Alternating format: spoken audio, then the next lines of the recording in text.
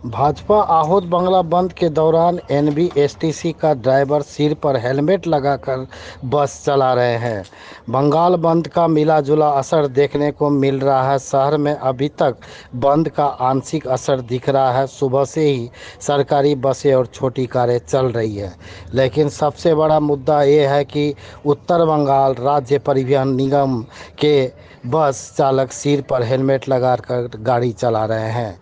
हालांकि उनका कहना है कि अगर कोई अप्रिय घटना होती है और बाहर से पत्थरबाजी भी होता है तो हेलमेट पहनने से कुछ हद तक सुरक्षित रहेंगे। इसलिए वह डिपो के निर्देशानुसार हेलमेट पहनकर गाड़ी चला रहे हैं। ड्राइवर मिथुन दास ने बताया कि उनके साथ पहले भी ऐसी अप्रिय घटना घट चुकी है।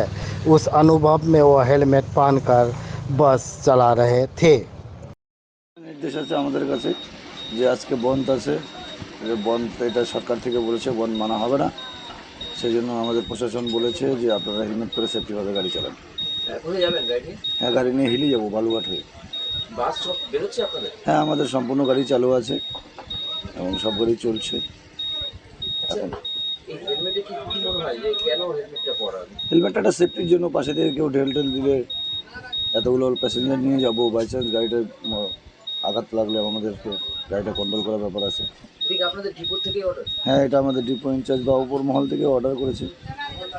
তো এখন আপনারা এই যারা ড্রাইভাররা মোটামুটি সবাইকে এইভাবে? হ্যাঁ, আমাদের সবাইকে হেলমেট দেওয়া হয়েছে, আমরা হেলমেট পরেই গাড়ি চালাচ্ছি। এর আগে কি এরকম ঘটনা ঘটছে ঢিল মারার?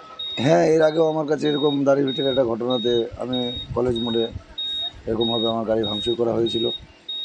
হেলমেট তখনও দিয়েছিল আমাদেরকে, হেলমেট পরেই গাড়ি চালিয়েছে। কোনো খবর পাচ্ছেন কোথা থেকে যে কোনো ঘটনা ঘটেছে? এখন পর্যন্ত কোনো খবর পাইনি, তবে আমরা সতর্ক আছি এবং প্রশাসনের নির্দেশে গাড়ি চালিয়ে যাব। আতঙ্ক তো অবশ্যই থাকবো, ফ্যামিলিও আছে বাড়িতে, সেহেতু আতঙ্ক থাকবেই। আমার নাম মিঠুন সরকার, এনবিএসটিসি ইসলামপুর ডিপো।